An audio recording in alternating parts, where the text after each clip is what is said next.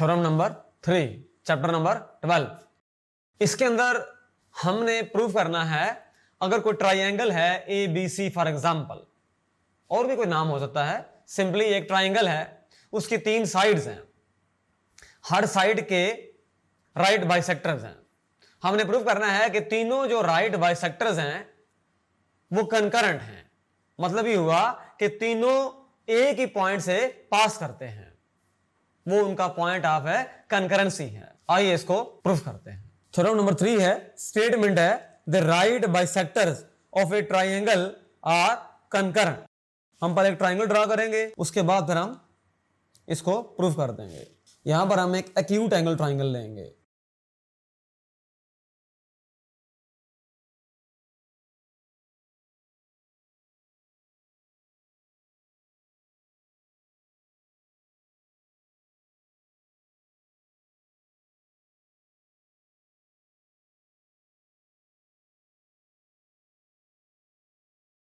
ये ट्राइंगल है हमारे पास, ट्राइंगल ए बी और सी।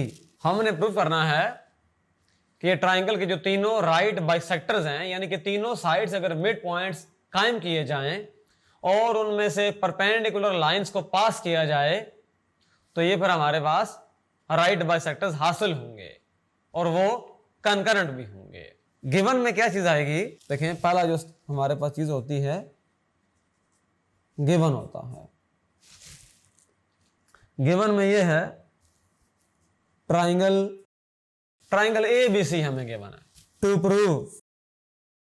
प्रूव में ये करना है the right bisectors of A B C C A are concurrent. ये साइड है ए बी, इसका जो राइट बाइसेक्टर होगा, साइड बी सी इसका जो राइट बाइसेक्टर होगा, साइड ए सी इसका जो राइट बाइसेक्टर होगा, वो तीनों आपस में कंकरेंट होंगे। नेक्स्ट हमारे पास चीज होती है कंस्ट्रक्शन। बिल्कुल सिंपल है, स्टेटमेंट है, उस मतलब हमने उसकी लिखा जो गिवन था उसके अकॉर्डिंग हमने लिखा टू प्रूव। गिवन में क्या था, एक ट्राइंगल गिवन है A B C. To prove में हमने क्या करना है, उसकी तीनों साइड्स के जो राइट बाइसेक्टर्स होंगे वो कंकरेंट होंगे।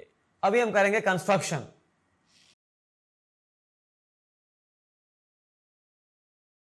Draw the right bisectors of A B and B C which meets each other at point O। पहले तो हम ड्रा करते हैं ए बी के और बी सी के।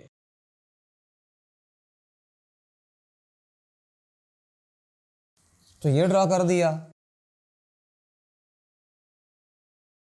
एक ये ड्रा कर दिया। ये इनका जो मीटिंग पॉइंट है ये है पॉइंट O, और ये जो एंगल बना रहे हैं ये 90 डिग्री है, और यहां पर भी जो एंगल कायम हो रहा है ये भी 90 डिग्री है। और हमने ये किया, इन ए बी और बी सी का ड्रा कर लिया, और फिर हमने दूसरा जो काम किया है, join O with A B and C. हमने ओ को पहले ए के साथ ज्वाइन किया, फिर हमने इसको बी के साथ ज्वाइन कर दिया, फिर हमने इसको सी के साथ ज्वाइन कर दिया। ये हमने कंस्ट्रक्शन में किया है। हमने 2 काम किए हैं कंस्ट्रक्शन में। 2 साइड्स के राइट बाइसेक्टर्स को ड्रा किया, और वो जो उनका पॉइंट ऑफ इंटरसेक्शन आया दोनों का, उसको नाम दिया ओ का, और उसको ज्वाइन कर दिया जो 3 वर्टिसेस हैं ट्राइंगल के ए बी एंड सी। ये बहुत सिंपल है। अब हम करेंगे इसका प्रूफ।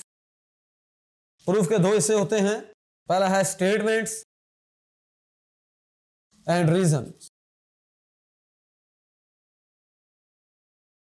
इस थ्योरम को प्रूव करने के बहुत तरीके हैं, लेकिन हमने जो पहले दो थ्योरम प्रूव किए हैं, एक थ्योरम में हमने ये कहा था कि अगर कोई पॉइंट राइट बाइसेक्टर पे लाई करता है तो वो इक्वी डिस्टेंट होगा उस लाइन सेगमेंट से जिसका वो राइट बाइसेक्टर है।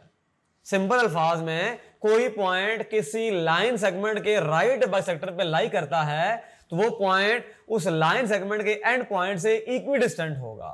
ये हमने थ्योरम 1 में प्रूव किया था। थ्योरम 2 में हमने ये प्रूव किया था कि अगर कोई पॉइंट इक्वी डिस्टेंट है वो लाजमी बात है कि वो राइट बाइसेक्टर पे लाई करेगा। अब ये दोनों जो थ्योरम्स हैं उनकी जो कोर, उनका एसेंस है, जो कोर बात है, वो हम इस थ्योरम में अप्लाई करेंगे स्टेप बाय स्टेप, फिर हम इसको प्रूफ कर लेंगे। बाकी प्रूफ भी और भी हैं लेकिन वो काफी लेंथी हैं। ये जरा सिंपल और शॉर्ट प्रूफ है इस थ्योरम का। आइए इसको फॉलो करते हैं।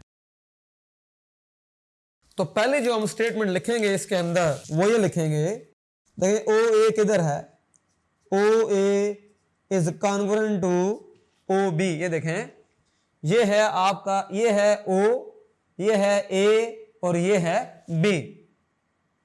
चूंकि ये जो ओ पॉइंट है ये ए बी के राइट बाइसेक्टर पे वाक़े है, लिहाजा वो इस लाइन सेगमेंट जो ए बी है, ये वाला पॉइंट जो राइट बाइसेक्टर पे वाक़े है, वो पॉइंट ए से और पॉइंट बी से इक्वी डिस्टेंट होगा। हम ये जस्टिफाई करेंगे इसको, point O is on the right bisector of A B, ये इसके राइट बाइसेक्टर पे वाक़े है। देखिए, अगर मैं इसको यहां थोड़ा एक्सप्लेन करना चाहूं तो कोई इशू नहीं है। इसको यहां पर देख लेते हैं। देखें, एक राइट बाइसेक्टर ड्रा कर लेते हैं। ये एंगल 90 का हो गया और यहाँ पर ये पॉइंट है, तो ये अगर फॉर एग्जांपल ए है और ये बी है तो हम प्रूफ कर चुके हैं कि डिस्टेंस जो होगा ये वाला, फॉर एग्जांपल ये पी है तो ये इससे इक्वल होगा। ये चीज़ हमने यहाँ अप्लाई की है। हमने यहाँ पर बता सकते हैं point O is on the right bisector of A B, so equidistant from and points, यानी कि हमने इसको जस्टिफाई भी कर दिया। इसी पैटर्न पे हम कह सकते हैं कि ये जो पॉइंट ओ है ये बी और सी से भी इक्वी डिस्टेंट है।